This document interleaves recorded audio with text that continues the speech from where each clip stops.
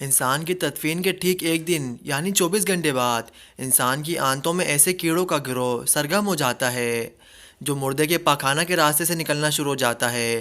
اس کے ساتھ ہی انسان کے جسم سے ناقابل برداشت بدبو پھیلنا شروع ہو جاتی ہے، جو دراصل اپنے ہم پیشہ کیڑوں کو دعوت دینے کے مترادف ہے۔ یہ اعلان ہوتے ہی بچھو اور تمام کیڑے مکوڑے انسان کے جسم کی طرف حرکت کرنا شروع ہو جاتے ہیں اور انسان کا گوشت کھانا شروع کر دیتے ہیں۔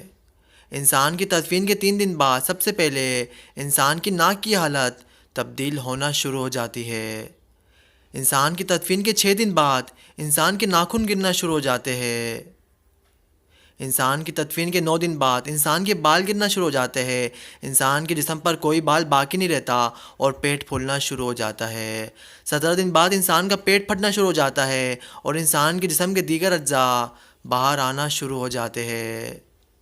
60 دن بعد مردے کے جسم سے سارا گوشت ختم ہو جاتا ہے۔ انسان کے جسم پر گوشت کا ایک ٹکڑا بھی باقی نہیں رہتا۔ 90 دن بعد انسان کی تمام ہڈیاں ایک دوسرے سے جدا ہو جاتی ہے۔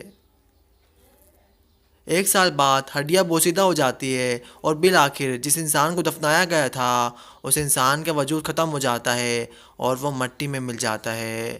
تو میرے دوستو، وہ غرور، تکبر، لالچ، گھمنڈ، دشمنی، حسد، بادشاہی، یہ سب کچھ کہا جاتا ہے، یہ سب کچھ خاک میں مل جاتا ہے۔ انسان کی حیثیت ہی کیا ہے؟ مٹی سے بنا ہے، مٹی میں دفن ہو کر مٹی ہو جاتا ہے۔ 5 یا 6 فٹ کا انسان قبر میں جا کر بے نام و نشان ہو جاتا ہے۔